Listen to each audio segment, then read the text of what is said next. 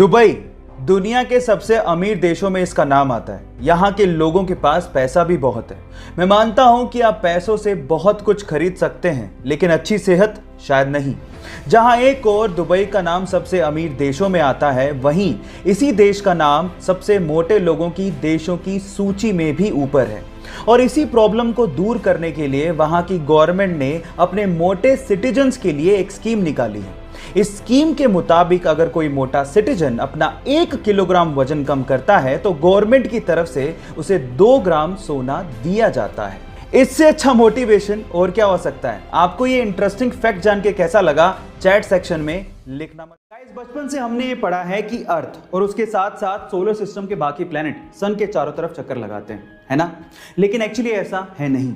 अभी recent study से पता लगा है कि अर्थ और बाकी प्लैनेट और उनके साथ साथ सन खुद भी सोलर सिस्टम के सेंटर ऑफ मास के चारों तरफ चक्कर लगा रहे हैं।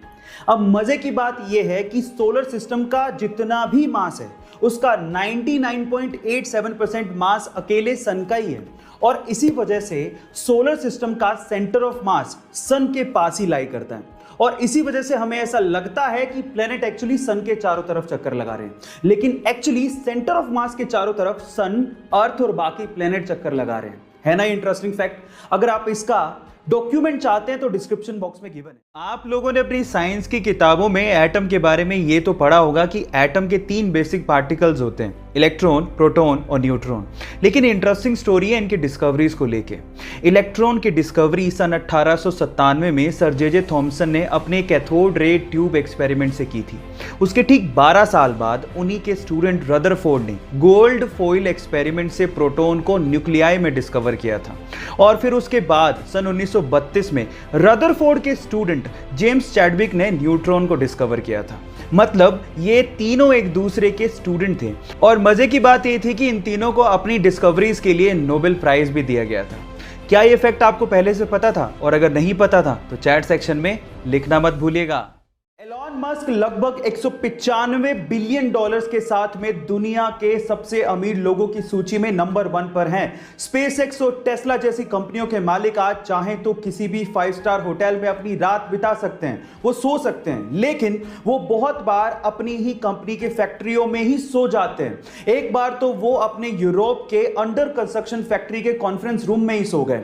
और ऐसा वो किस लिए करते हैं जानते हैं? उसके पीछे 2 रीजन है। पहला, समय की बचत, और दूसरा, वो ऐसा सीईओ नहीं बनना चाहते जिन्हें बिल्कुल नहीं पता होता कि उनके एम्प्लॉइज किस एनवायरनमेंट में काम करते हैं। वो अपने एम्प्लॉइज के साथ रहना चाहते हैं और उन्हें गाइड करना चाहते हैं। है ना ये अमेजिंग फैक्ट। 1999 में एलॉन मस्क ने अपने दोस्तों के साथ मिलकर $10 मिलियन की इन्वेस्टमेंट के साथ X.com नामक कंपनी शुरू की।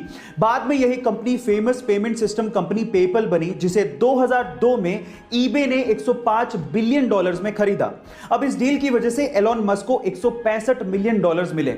एलॉन मस्क चाहते तो पूरी जिंदगी ऐशो आराम के साथ बिता सकते थे, लेकिन तब इनका पागलपन शुरू हुआ। इन्होंने लगभग $100 मिलियन स्पेसएक्स में डाले और लगभग $70 मिलियन टेस्ला में डाले। तब लोग इन्हें पागल कहने लग गए थे, लेकिन वही पागल बंदा $70 मिलियन से $40 बिलियन बना के आज दुनिया का सबसे अमीर आदमी बन चुका है। गाइस, है ना ये पागलपन। ऐसे ही अमेजिंग फैक्ट्स के लिए यूट्यूब पे हमारे चैनल को सब्सक्राइब कर लीजिए, और अगर आप इंस्टाग्राम पे देख रहे हैं तो मुझे फॉलो करना मत भूलिएगा। मिलते हैं अगली वीडियो में।